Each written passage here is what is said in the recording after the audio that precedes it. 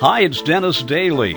I've posted over 100 excerpts from some of my more than 250 American montage shows that I did in the 1980s and 90s while at UPI Radio. Recently, I embarked on a fresh series of shows. The Battle of Antietam during the first half of the Civil War was the bloodiest one-day battle in the history of the United States. It is preserved at the Antietam Battlefield by the Park Service in the city of Sharpsburg, Maryland, which is about an hour out of Washington, D.C.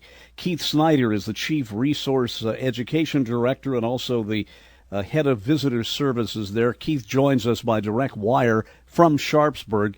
Keith, thanks for taking the time to talk to us. I must say that on this show over the years, some of the neatest people I've ever interviewed were with the Park Service. They seem to all be outgoing and really love their job. Well, I do enjoy my work, and we get to work at the most important, most spectacular locations in the country, so that kind of makes it a little better. You know, interesting, your street address for the Park Service there is on Dunker Church Road. We want to talk about the Dunker Church after a while, but it's interesting when I saw that every documentary talks about the Dunker Church. It must be an important road there. Well, it's the main road that runs right through the battlefield, and of course the Dunker Church is one of the most important landmarks here. The Dunker Church was here during the battle. It was the worship house for the German Baptist Brethren. And the great irony, of course, is that the Brethren, similar to Mennonites and Quakers, were pacifists. So the bloodiest one-day battle in American military history was fought in a community of pacifists. Wow. Before we move on to the battle, I may be asking this question out of order, but how big was the city of Sharpsburg, Maryland? And what was it like for those citizens who were not that far from Washington, D.C., at least not today by car? I guess the closest city would have been the historic city of Frederick or Hagerstown, Maryland. What was it like for those citizens to be in the crosshairs of this incredible battle that was coming up? Well, first of all, I wouldn't describe Sharpsburg as a city. It is a town. And what's important is that it was a community of families for 100 years before this battle ever took place here. And all those families wanted to do was clear the land, raise crops, raise their children, and worship in peace. And this terrible, terrible event came to their homes. Now, Sharpsburg, the day of the battle, is about 1,100 people. And there were no civilian casualties in the battle itself because they had time to get out of here, which they did. A lot of them hid in the caves and cliffs along the Potomac River or hid in basements. They cleared out, but they came back to just unimaginable destruction and desolation. And the worst thing that ever happened to Sharpsburg, even worse than the battle, was the Union Army of 80,000 stayed here for 6 weeks. And at the end of 6 weeks, there was nothing left. And add that to the 4,000 bodies that had to be buried, the thousands of dead horses, and eventually the diseases started to ravage the community. I can tell people who haven't been to that area that it's a gorgeous part of the world. I shamefully say that the number of times I drove back home to Indiana from D.C., most of it going from Washington, D.C. up to Frederick and then Hagerstown and then over, I was within 20 minutes of there and never went to see you guys. And I want to apologize. That is such an idyllic part of Maryland. Rolling hills, gorgeous in the fall. I mean, I can just imagine those people in Sharpsburg living out there pretty much in isolation thought that they were buffered from everything. Well, I'm sure they were, because we are 60 miles from Washington, D.C., and of course 60 miles in 1862 is much farther than it is today. And we're on the other side, or the west side, of the Blue Ridge Mountains, which kind of isolated them a little bit more. We're in the Cumberland Valley here between the Blue Ridge and the foothills of the Appalachians. And you're right, it is an idyllic valley. It's beautiful, and it's for very rich farmland. And so the communities here prospered for many years before this battle came here. I know when I lived in Washington, D.C., which was 77 through 97, even then, there was a great debate going on about the preservation of that area at Bull Run, at Manassas. Has there ever been a problem with trying to preserve Antietam, or is Manassas a little different because it's kind of a suburb of Washington, far-flung, that's become a bedroom community and real estate's precious? Well, that is true. Manassas is only 22 miles from Washington, D.C., and we're about 60 and protected by the mountains. So we have not had the same pressures that Manassas had. But the big story here at Antietam is that 60% of this national park has been purchased since 1990. This park has more than doubled in size in the last 24 years. Also, the difference is that this battlefield was created by the War Department in 1890. The National Park Service didn't exist in 1890. The War Department created the 5 original battlefield parks: Gettysburg, Chickamauga, Shiloh, Vicksburg, and Antietam. And the War Department managed this ground for about 40 years, but they didn't buy a lot of land. They only bought about 65 acres, and that was just to create a road network so you could visit the battleground. All of the property that's been purchased here is very recent, really since 1990. You mentioned that in the wake of the battle, there was a great problem with illness and disease and burial. I saw a documentary called Death and the Civil War. I was completely aware of the incredible number of people who died, but I never stopped to think that in the 1860s, there was no mechanism really to deal with the bodies, let alone that many dead bodies. Yeah, all the burying here was done by Union soldiers. The Confederate Army left. They left their dead behind. And, of course, the soldiers who were going to stay here for weeks, they want to get these folks in the ground as fast as they can. So all the burying is done by Union soldiers. It doesn't start for at least 2 days. It takes about a week. And there's everything that you can imagine. On the Union side, if you grew up with that soldier, you've probably known him your whole life, you're going to try to give him a decent burial, maybe even try to carve out a little headstone. On the Confederate side, not as much care taken there, even some mass graves with 200 bodies tossed in a long trench. So it's everything that you could possibly imagine. The main thing, they were just trying to get him into the ground because the temperature has gone up and it's been 2, 3, 4 days. Yeah, for we moderns, if you will, I think it's inconceivable to think of the problem, how quickly, without getting gruesome about it, how quickly bodies start deteriorating, to have to deal with that magnitude of dead. How many bodies were there after the Battle of Antietam was over? We're not even talking about the wounded here. Right. This is just the killed on September 17th is 4,000. There's 4,000 killed and 19,000 hurt. The 19,000 wounded and missing, we'll never know. We still don't know how many of those did not make it. A good conservative estimate would be a third. So you could say another 6,000 in the weeks and months after, or even years afterwards. But the day of the battle, September 17th, 4,000 killed, 19,000 wounded and missing. Keith, let's put the approach in perspective here. In many fields of battle, particularly the Revolutionary War, the two armies kind of played cat and mouse, following each other, dodging each other. Of course, in the Revolutionary War, it was a little different in that Washington just didn't want to lose a battle. I mean, in many ways didn't have the strength to win, but didn't want to lose. How did the two armies, and Lee was there with the Southern Army, how did the two armies finally converge on Sharpsburg, Maryland? Where had they been? Lee, first off, invades Maryland in early September after the victory at Second Manassas. Then he moves north to Frederick. Frederick, Maryland is about 20 miles from where I sit at the battlefield. And he had a problem once he moved into Frederick. There was a Union garrison, 12,000 soldiers stationed at Harper's Ferry, which is today West Virginia, then still in Virginia.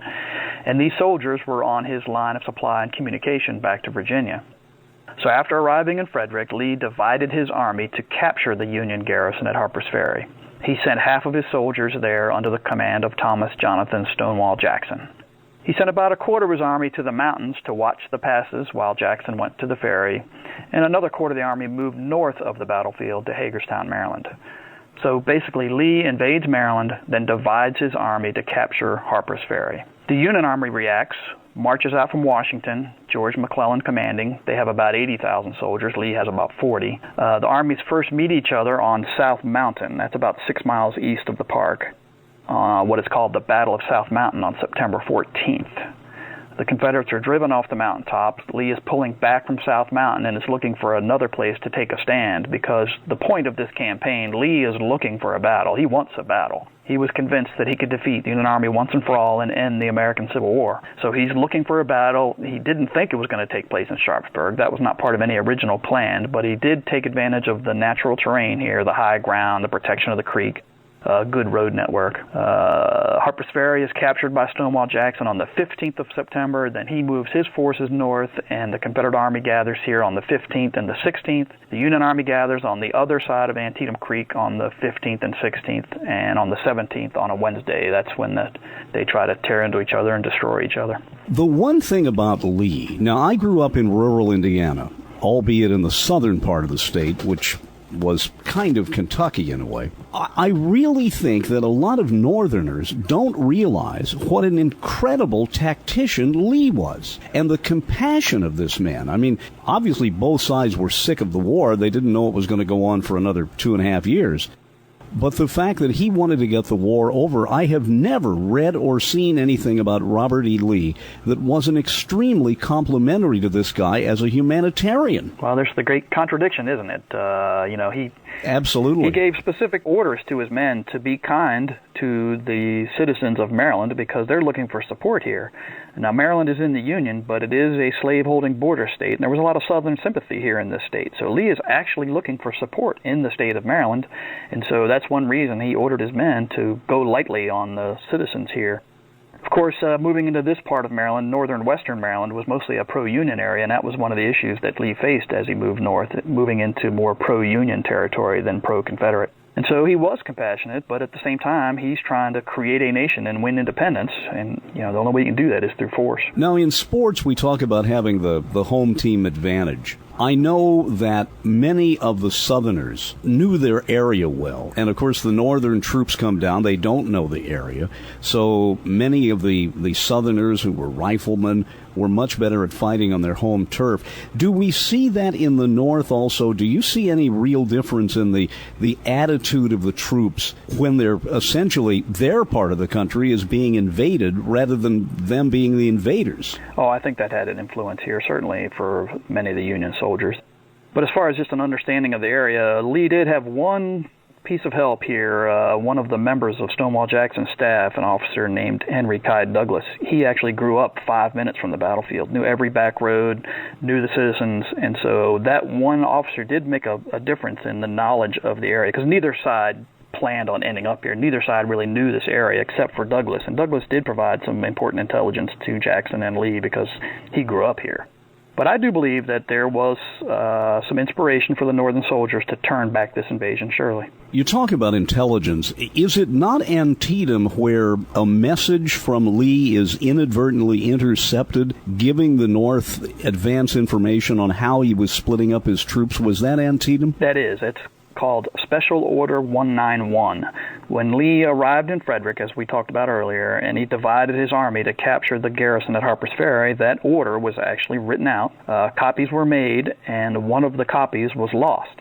To this day, no one knows who, how, or why that copy got lost. But it was found by a Union soldier when they moved into Frederick. They camped in the exact same fields the Confederates just left, and Private Barton Mitchell, actually from Indiana, found the lost order, sent it up the chain of command, and it did give George McClellan information, obviously critical information, that the Confederate Army was divided. The one thing it did not do was give numbers, and that was always an issue with McClellan. He thought Lee's army was much bigger than what it really was. In looking at the Civil War, if you look at General McClellan, I get a very split picture of him, criticized for delays here and there and everywhere, but yet he was probably one of the most charismatic leaders the North had. I mean, I've read stories as to where the troops rejoiced when they found out that McClellan was going to lead them again. Well, absolutely, because if there's one thing that George McClellan is going to do, and that's to take care of his men and not rush into anything without being completely, fully prepared. I think that's good leadership. He was cautious, but you have to remember that every move he makes is going to decide the future fate of this nation. So that's a lot of responsibility, plus the lives of 80,000. So he's a perfectionist. And any of these major leaders, there's always contradictions and curiosities because these are very intelligent people in very responsible positions. McClellan was a West Point graduated second in his class. He spoke 5 languages. He taught himself Russian so he could read the Russian military manuals. He is charismatic. He's brilliant. He was a railroad president. He'd done it all, but he is criticized for not destroying the Confederate Army when some people think that he had an opportunity to. I don't necessarily agree with that. He actually, in my mind, achieved his objectives of protecting Maryland, protecting Pennsylvania, protecting Washington, D.C., and forcing the Confederates back to Virginia. And all of that was going on in the era before radio. I think being a child of radio, if you will, one of the things that amazes me so much about what was happening in the Civil War is that they had to communicate with each other by courier. Yeah, it's very challenging. And the many, many battles would have had a far different ending if they had had instant communications. Oh, no doubt about it. The biggest problem on a battlefield, except for getting killed, is communicating because you just can't It's all happening too fast. You can't see, you can't hear. Absolutely everything that's done on a Civil War battlefield is done line of sight. You have to see to fire your weapons. You have to see to make decisions. And, with the terrain complications, the smoke, the noise, the terror, you're trying to find commanders, you're trying to send messengers. My own personal opinion is that once these things start, no one's really in charge of anything. All you can really do is just throw guys at it. Right, and there are many, many instances in retrospect where when they're debriefing, they find out that the units misunderstood the instructions or saw other units do something and think that they didn't get the message and they were supposed to. It's not every man for himself, but it's every small unit for itself. The brigade for themselves. That's really where the battle is really fought, at the brigade level. Keith, fix my ignorance here. I use the word unit. I have not been in the military. How do you define brigade here? Well, first off, let's kind of work up the organization. When you are 19 years old and living in Indiana and you want to make a difference, you're going to join a regiment. That is the smallest organization. And now it's 1,000 men. It's supposed to be 10 companies of 100. A good example here is the 19th Indiana. They were here and part of the Iron Brigade. You had 1,000 maybe the first day, but somebody's always sick, hurt. Regiments averaged 400 to 500. And the rule of thumb in an organization is you put 4 or 5 of those together to move up to the next level. In other words, 4 or 5 regiments makes a brigade. A brigade is generally around 1,500 to 2,000 soldiers. You put 3 or 4 brigades together, that makes a division. 3 or 4 divisions makes an Army Corps, and 3 or 4 Army Corps makes an army. So kind of a rule of thumb is 3 to 5 from the organization below to create the building blocks of an army. And most of the fighting, most of the decision-making is done at the brigade level, because regiments don't operate independently. They're part of brigades. That's really the unit of action in the American Civil War. It's commanded by a full colonel, maybe a 1-star general, and that's where the real decision-making is done. So often we hear about these officers having gone to West Point. I don't mean to be incredibly simplistic about this, but during the Civil War, weren't there officers on both sides who knew that they were attacking somebody who might have been their roommate? Oh, absolutely. It's almost inconceivable today to think that these guys who all went to the same school to learn to fight for the Stars and Stripes and had class together are all of a sudden going off in 2 different directions and firing at each other. Oh, definitely. There's lots of examples of that. Of course, first I would tell you that at Antietam, at the division and higher levels of command, almost 90% of the officers are West Point graduates. So all of the senior leadership in this battle is a West Pointer. That if you had any military training, you're going to be in a leadership position. And so West Point plays a critical role in the leadership here. And you're absolutely right. These guys fought in the Mexican War together. Some of them fought in the Seminole Wars together. They went to school together. Good example, even on the south end of the battlefield at the Burnside Bridge, the divisional commander there, David R. Jones, he's defending the Burnside Bridge, and the first attack made on it was made by his brother-in-law in the 11th Connecticut Infantry, Henry Kingsbury, who's killed in the attack. So, there's families, brother-in-laws, roommates, cousins. John Gibbon here in the Union Army had 3 brothers in the Confederate Army. So, that's a sad thing that this country was torn apart so terribly and that these brothers and roommates and friends were torn apart. I'm picturing a scene from the Turner movie Gettysburg, and I better not get too far into this because my listeners know I cry very easily. It's where a Confederate general, I think, is hit and falls, and the Union soldiers, respecting his rank, come up to him, and he asks about the leader of the Union Brigade, who was his closest friend, and they had both been shot. And I can't remember the name of the actor, but he says, "My God, no, both of us." And it's a really touching moment because you realize the fact that we've always said brother killing brother, but as you had said, these were close friends who studied together and fought together and are now trying to kill each other. Yeah, that's a true story, and it's just a good example of how these men are obviously concerned about themselves and the men in their army, but they are, I'm sure, curious about the fellows on the other side too. That's the great sadness of a civil war. When you're fighting against people who were a part of your same country. I can't imagine it being more terrible than that. Keith, a couple of things I want to ask before we talk about the bloody battle itself. Communications also means mail. In every documentary, you see the guys leaning up against a tree if they've got 15 or 20 minutes, and almost every soldier had a little stash of paper or a notebook and a pencil. Was the mail back home good at all? Would these guys go weeks without hearing? How was the mail conducted between the soldier in the field and the family back in Indiana? Well, it's spotty, but obviously that's something you're going to look forward to as much as you possibly can. There was mail, and there was a commercial stationery with, military images on it, so there was mail. It's obviously, it kind of depends on where you are. If you're in the middle of a campaign, there's going to be a lot less of it. If you're, a little more sedentary or stationed, you're going to have better opportunities. So obviously it's something that the men treasured. That, and newspapers was very popular. One fellow would get a newspaper in the mail, and they would just pass that around the whole regiment. So you do have mail, and it kind of depends on the situation of where you're at and how long you're there and how much you're getting of it. And I always thought one of the saddest things is when they have mail call and the poor kid doesn't get anything, from back home. You always picture him going back, sitting down, thinking, well, maybe tomorrow Mom will write. No, I'm sure. Home thing, that's what you're fighting for, and you want to stay in contact that as best you can. And the one really good thing about the American, not there's nothing good about it, but the one thing that's interesting about the American Civil War is that people did write letters, and a lot of those letters still exist. We have hundreds of them in our own battlefield collection, and to me that's the best history there is, better than any book, when you have an individual soldier's letter writing home about his experience.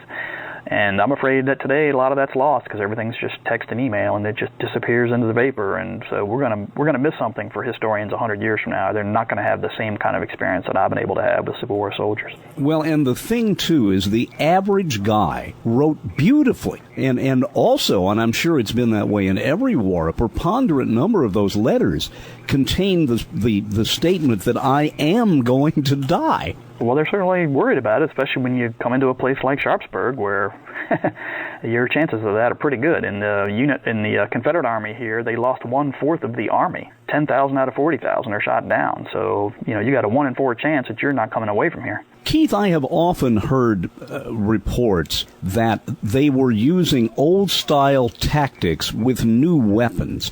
I know again, I've used the word inconceivable too many times, but to see that European style of fighting where you line up and you face off against the enemy and you approach each other, and you knew if you were in the first rank there, you're in trouble.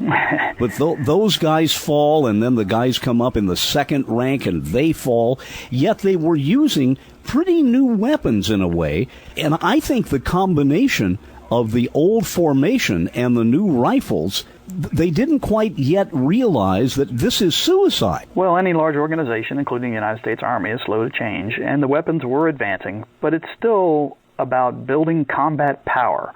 All military tactics are based on combat power, and even though it is a rifled weapon, it's still muzzle-loading 1 bullet at a time.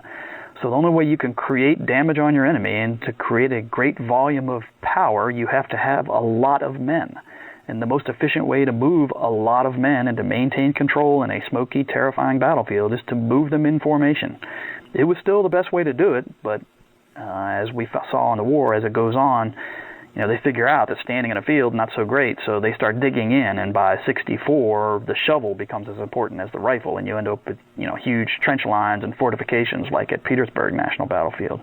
It's all about having a lot of bullets out there to do a lot of damage to your opponent, and the only way to do that is in a large formation with a lot of men. Now, rifles have been around since the Revolutionary period. The real change was what is called the mini ball. It's the bullet that changed, because what was designed by a French infantry captain, Claude Minier, was a bullet that would expand and come out of the barrel bigger than it was going in. So you could load it faster, load it as fast as an old smoothbore, but yet at an accuracy of 300 to 400 yards. That's the real change, because the problem with earlier rifles, for the rifling or the grooves in the barrel to create the spin on the bullet, has to fit very tight. So the great change was this bullet that expanded on the way out, which gives you the ability to load faster and still be accurate. Keith, did the soldiers by and large reload their own weapon? 9-step loading procedure takes about 30 seconds. No, you're loading your own. Now, in a terrible, desperate situation, you might, have some guys hand rifles. Here, the only account of that I've ever heard is down at Sunken Road or Bloody Lane, where the guys were actually loading and passing the rifles up to the guys along the fence. But mostly, you're going to take care of your own. You're trying to survive and loading fast as you can. So for those 30 seconds, you're completely vulnerable before you can fire another shot, and you can only fire one shot. Correct. Whew. back to Manassas for a minute, being much closer to D.C. Manassas is the battle where people, dandies, if you will, came out from D.C. to eat lunch and watch it. I mean, it was almost a spectator sport for a lot of people, but then, of course, the Federals come limping back into D.C., and that was pretty humiliating. They weren't right on the battlefield. I worked in Manassas for 6 years, so I do have a sense of that, and they weren't right on the battlefield. They were a little bit back, but they could definitely see the smoke and hear the noise and see some of the early maneuvering. But you're absolutely right. People had no concept of what this nation was getting into in 1861. That was the first major land battle of the war, and no one had any idea, including the armies. Everybody thought it was going to be over in 3 months, not 4 years. And so you're right. There was a naivete at the beginning of this war, both North and South, that just had no idea what we were getting into. Let's talk about the battle itself, the bloodiest one-day battle in American history. And let's start with the Confederate side. About how many troops did Robert E. Lee bring to this battle? About 40,000. And McClellan had many more than that? About 80,000. Okay, so it's almost 2-to-1 Union at that point. Correct. As they're approaching Sharpsburg, you say that they had a preliminary, would you call it a skirmish at South Mountain, or was it actually a battle? I would describe it as a battle because there were 6,000 casualties there. The only reason people don't know about it is because of what happens here 3 days later. South Mountain is a significant battle. 6,000 killed and wounded. The most important thing about South Mountain was it gave the Union Army some confidence coming to this field. I would say the Confederate Army is already the most confident army, and now you have a Union Army that gains confidence coming here to Sharpsburg. So you have two confident, well-equipped, very sizable armies that come to this field intent on destroying each other, and that is a very bad combination. Now, as they're approaching, I would think that part of the tactics, of course, is assessing the lay of the land. Most of the time you're at an advantage if you have the higher ground. What was in front of Lee and McClellan, and how did they stage themselves for this? Basically, Lee is on the west side of Antietam Creek on the ridge line that runs north and south, so he definitely has the high ground, and he's on the west side of the creek, using it as a defensive barrier while he gathers up his scattered army. George McClellan and the Army of the Potomac was on the east side of Antietam Creek.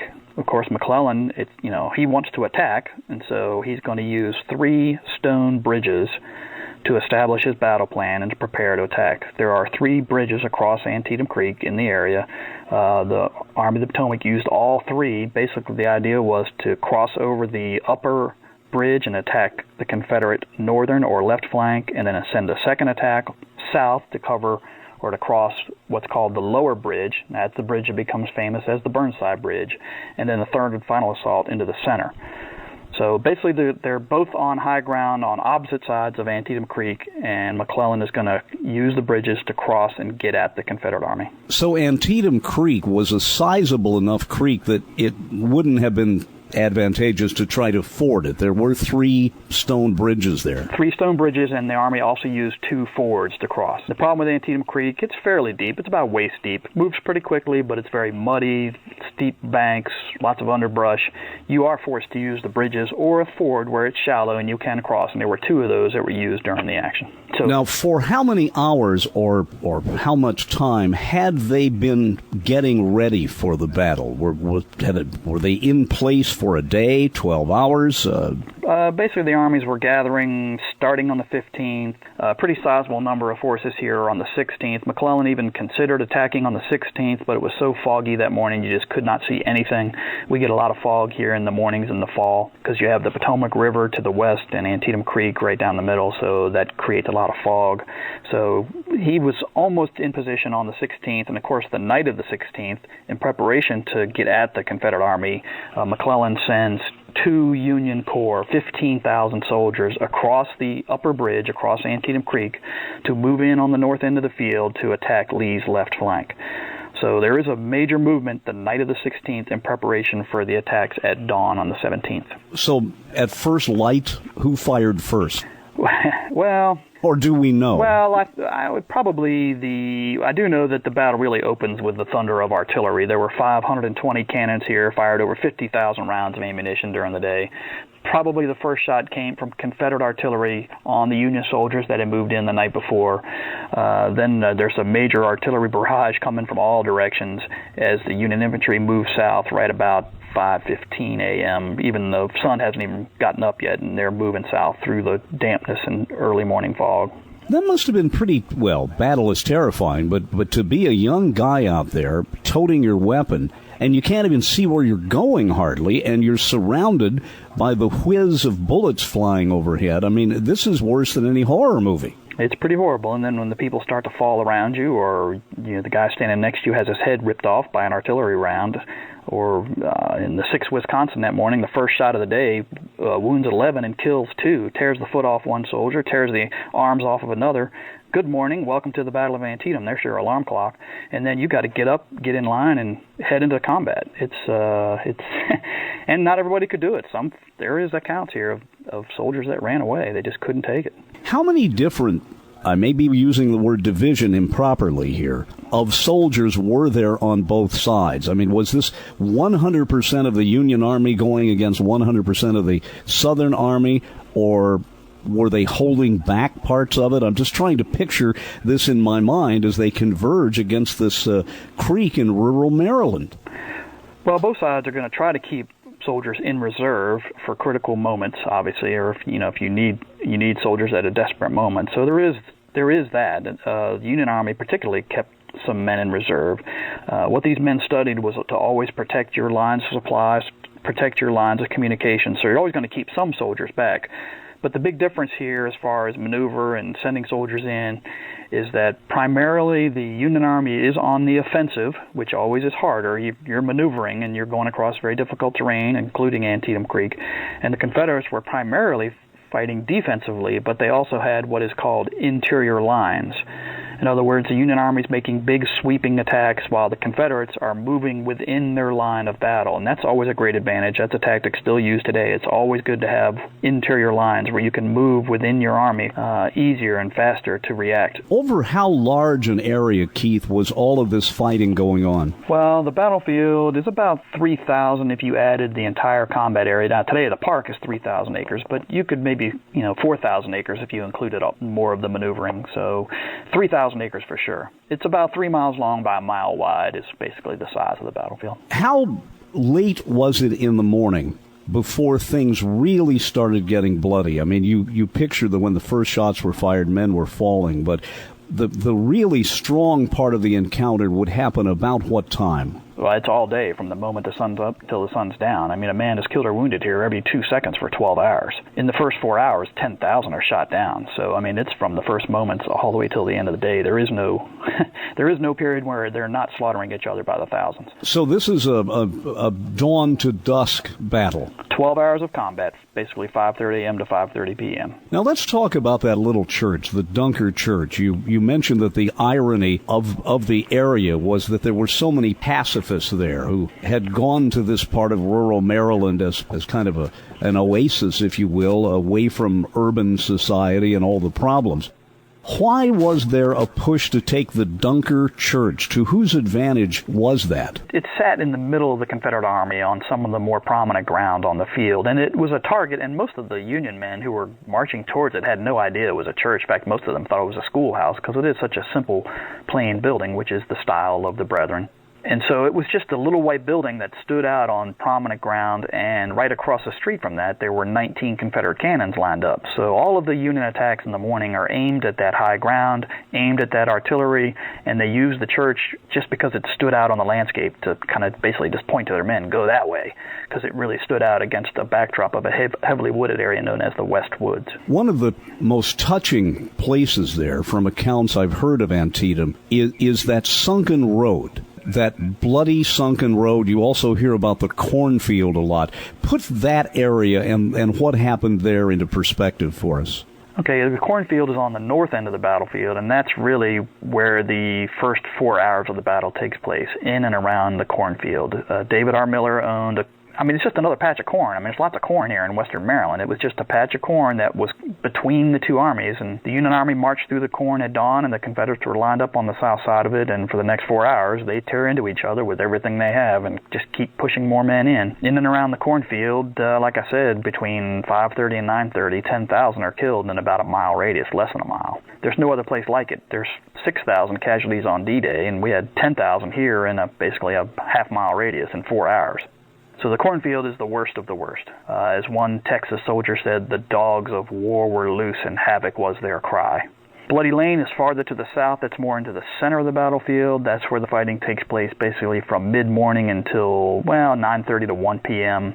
It was an old country farmland. It had been here for years before the battle, and the local farmers used this farmland to get to one of the grist mills in the community, so they wore it down in erosion. It's 6 or 8 foot deep. Now, we've been talking about how these armies stand at open fields and shoot at each other, but they're going to take advantage of the natural terrain, and for the Confederates, that old farmland was a ready-made fort or trench or earthwork. And so they're going to get down in there, and it makes a very, very strong position. About 2,000 to 3,000 Confederates use the road. It's attacked by 2 Union divisions. 10,000 Union soldiers try to break through the lane. It took about 3.5 hours, even though they had them outnumbered. The strength of the road gave them the power to hold on. Eventually, the Union soldiers broke through and captured the lane. And of course, inside of it, there's 2,000 Confederates killed and wounded in and around the lane, and another 2,500 Union out in front of it. Now, as the Union soldiers approached this, were they going downhill? Were they in open land? I'm trying to figure out, if you're down in a depression, this sounds like trench warfare in World War I. Not much of you is exposed, and are you firing then on the Union guys who are just walking out in the middle of nowhere with no protection? Pretty much. And what makes it even worse is out in front of the sunken road, there's a little ridge line that all the Union attackers had to come over, and it's about 60 to 70 yards from the road. So you actually march, if you're in the Union Army, you march through some low ground and up to the top of this little knoll. I would describe it more of a knoll. And when you pop up on top of that knoll, the Confederates are only 60 yards in front of you, completely protected in this road. They're blasting away at each other 60 yards apart, and the Confederates more protected. That's how they could hold for 3 hours against 10,000 because of that protection. Burnside's job was to march his troops across the southern bridge? The lower or southern bridge, and to attack the Confederate right flank, the opposite end of the field from the cornfield. So, didn't Burnside meet a huge amount of opposition there? I mean, it took him an immense amount of time to get over that bridge, didn't it? Well, the time was not because of the numbers. The Confederates only had one division, about 3,000 men, to defend the right flank or the southern end. The problem was the just terrible terrain to try to make that attack. The bridge sits down in a little valley. It's a choke point. You're trying to move. Burnside had 12,000 men, but there's no place to maneuver. On the Confederate or west side of the creek, there's 80-foot-high bluffs. I mean, it is absolutely a fortress that Burnside had to go against. He had the toughest job of any commander on this field. It took 3 hours and a whole series of attacks to get the Confederates away from the bridge, but then once they do capture it, they still got to move 8,000 men across it, and that took a couple more hours. The fighting at the lower bridge started about 10 in the morning. They captured around 12:31. They send about 8,000 men across. That takes about 2 more hours till about 3 o'clock, and then there's a big final push onto Sharpsburg starting at 3 on the south end of the battlefield.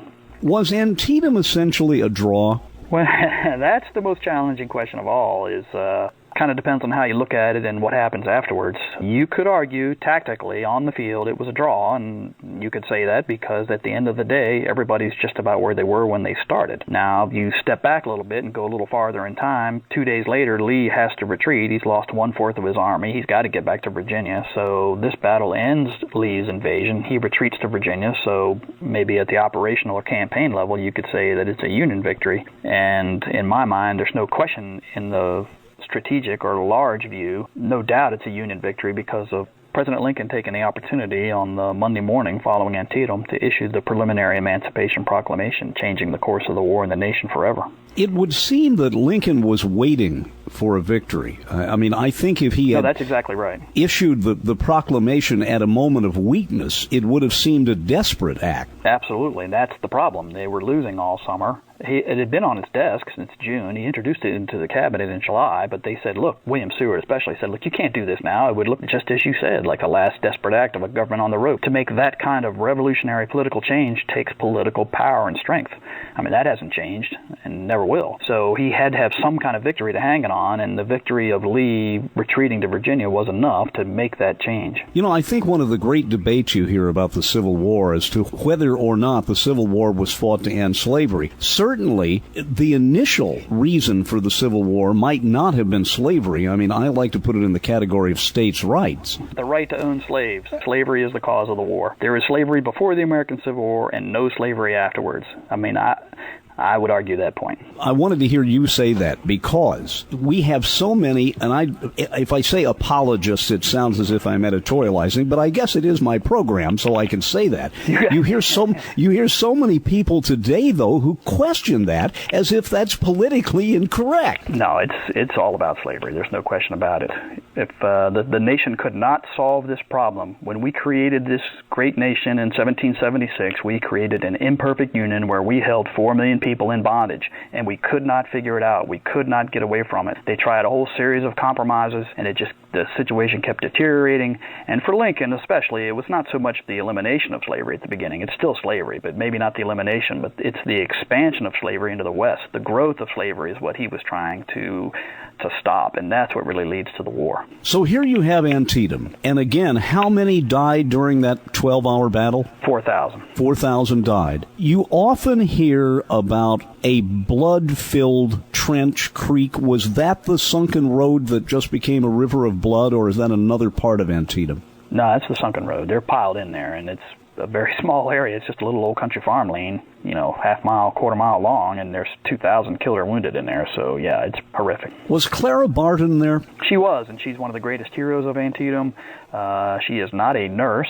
She just is someone who loves her country, loves the men serving her country. She had written letters all over New England that got published in the papers to send supplies so she can help out the boys, and they do, and she gets some wagons, follows the Union Army out. She's very close to the action. She actually crosses over the night before. During the day, she's actually helping a soldier who's wounded, and a bullet passes through the sleeve of her dress and kills the man she's trying to help. She brought lanterns, bandages. I mean, there's 19,000 people hurt here. Surgeons were actually using the leaves from the corn stalks to try to care for these men, and Clara brings bandages and light, basically, so the surgeons could work through the night. She's a great hero at Antietam, no question about it. I know when I was a child, I was very active in what was called Youth Red Cross at the time, and Clara Barton, having founded the American Red Cross, her picture was everywhere. And then when I lived in D.C., I quite often drove up the Clara Barton Parkway there. Yes, that's right. Her home is on the Clara Barton Parkway, and it was actually a combination of her home and her office for running the...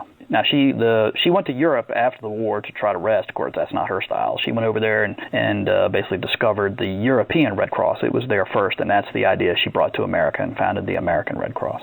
I don't think anybody anticipated the number of dead and wounded we would have during the Civil War here.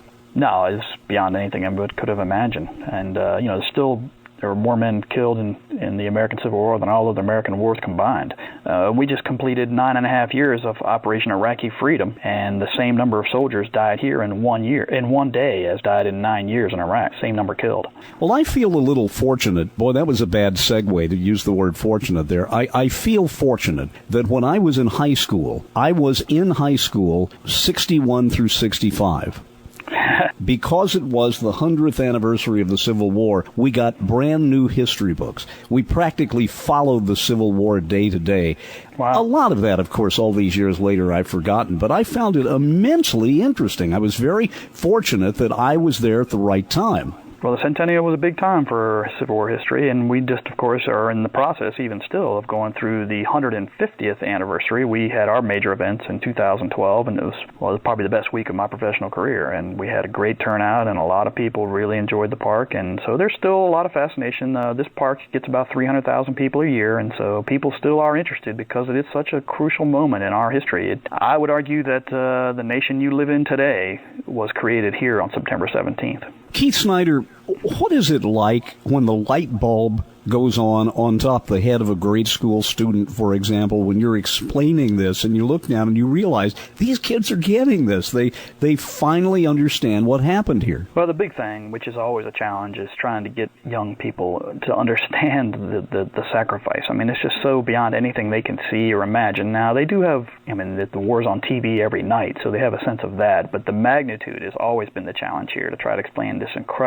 cost that is just beyond anything anybody can imagine. But then the thing that really makes this battlefield personally so powerful is that direct tie to freedom. And people do understand what freedom means, at least I like to think so, and how important that is to everything and who we are. And so this battle's connection to emancipation and to freedom makes it very palpable to anyone, let alone children. I really appreciate you teaching it that way, because there's this propensity, if you will, to teach history as dates. 1016, whatever happened, 1492, and never put it in context. Well, that, and the thing here, it's a human experience, and that's the thing that makes it so interesting too. Is these are people, and every one of these, are fathers and brothers and sons, and they're real people who went through this unbelievable experience, and that's why we do use the letters of these soldiers so much, because that's what makes it real and personal. It's not numbers, it's not dates, it's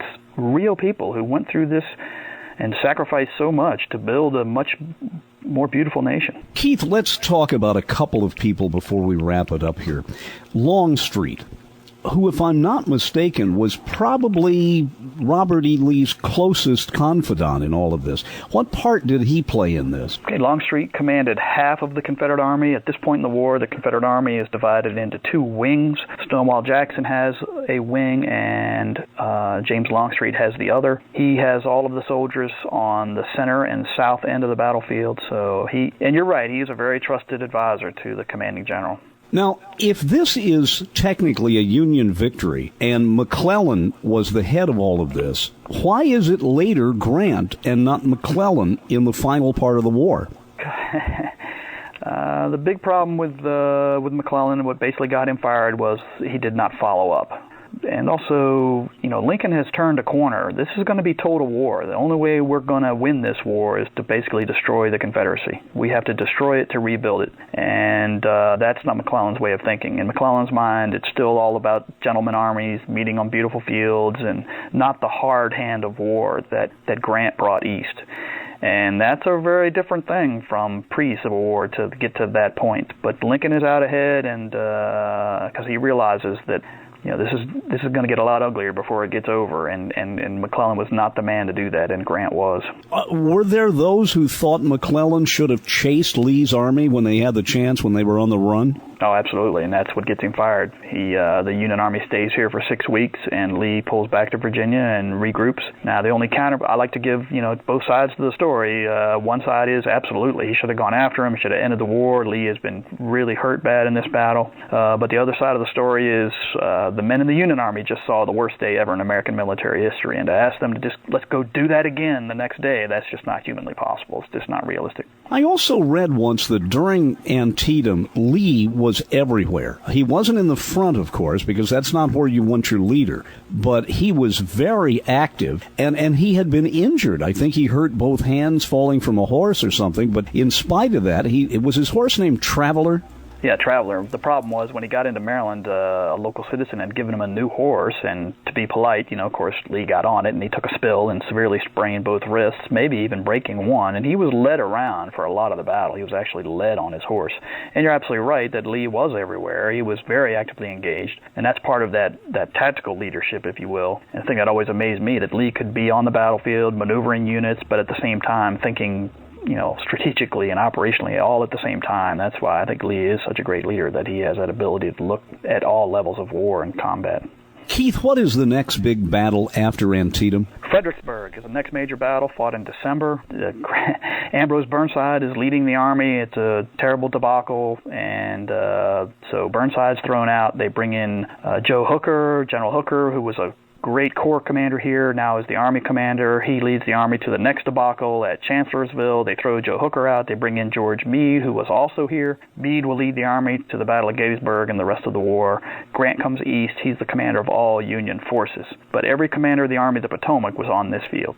Now, Grant had been making a name for himself out in the West, had he not? Yeah, obviously, with the Vicksburg campaign, considered maybe the most important victory of the war, when he basically divides the Confederacy in half with the complete control of the Mississippi River. Exactly. So Grant, no question, has made a name for himself in the West, and that's why he is brought east. Keith, final question. you worked up at Manassas or Bull Run, depending upon what you want to call it. There at Antietam, what is it like to know when you go to work in the morning, you're not going to be selling shoes, you're not going to be reading newscasts, you're going to be telling what for you is an extremely important story that we all need to know? Well, it certainly makes it fun to come to work, I'll tell you that. We still have issues and things going on. There's always budget and staffing and bureaucracy, but the one thing that is really good for me personally is, even on my worst day, it's still a great day to be in this park at a place that is so important, that has had so much influence on our lives. If I get a little frustrated in a meeting, what I know is that later that afternoon I can go take a walk in this park and I'm basically rejuvenated every single time. Or I look, as you said, into the a young child's face who I've just given a junior ranger badge to and see them light up. All that makes it worthwhile and makes whatever negatives there are to any job pretty much disappear. Keith Snyder, I want to thank you for taking this hour to give us a perspective on the bloodiest day in warfare in American history. And who knows, maybe I'll get back out east sometime and I'll stop by and say hello. I wish you would. It's a great park, and we're open every day of the year except for Thanksgiving, Christmas, and New Year's Day. And even those days, you could come out and walk the battlefield. You could still visit. Thanks, Keith. Okay, sir. Yes, it was the bloodiest day in American history. It was the Battle of Antietam. I hope you enjoyed this interview from my new American Montage series. Check out YouTube for more. I'm Dennis Daly.